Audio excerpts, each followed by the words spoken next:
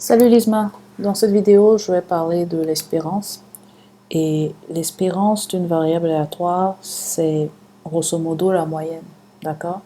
Donc dans ton livre on dit que la définition c'est l'espérance de la variable aléatoire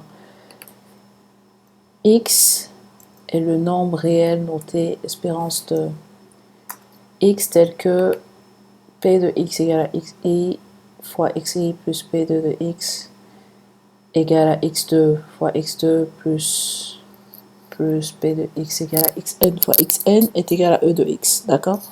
Mais ça, en fait, on peut le voir rapidement. C'est-à-dire que si tu fais ton tableau de loi de probabilité à la calculatrice, pour calculer l'espérance de x,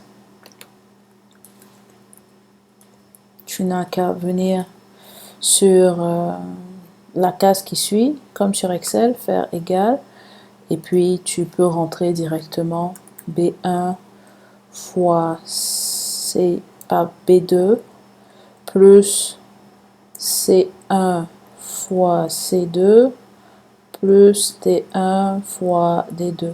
Bah, tu aurais pu mettre des parenthèses en D1 pour les termes D1, D2, C1, C2, etc. Mais la calculatrice suit les règles de calcul où la multiplication est faite avant l'addition, donc il n'y aura pas d'erreur. Et une fois que tu appuies sur Entrée, tu trouves tout de suite que l'espérance est égale à 3, donc c'est B1 fois B2 plus C1 fois C2 plus D1 fois D2, et tu as l'espérance.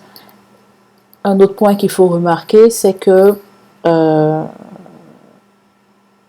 ton livre, il parle d'une notion qui dit qu'un jeu est équitable lorsque e de x est égal à 0. Ici, clairement, ton e de x n'est pas égal à 0, donc ton jeu n'est pas équitable. Je pense qu'il faut retenir aussi ces concepts-là parce que ça pourrait être des questions dans des exercices. Donc, j'espère que la vidéo t'a été utile. À bientôt.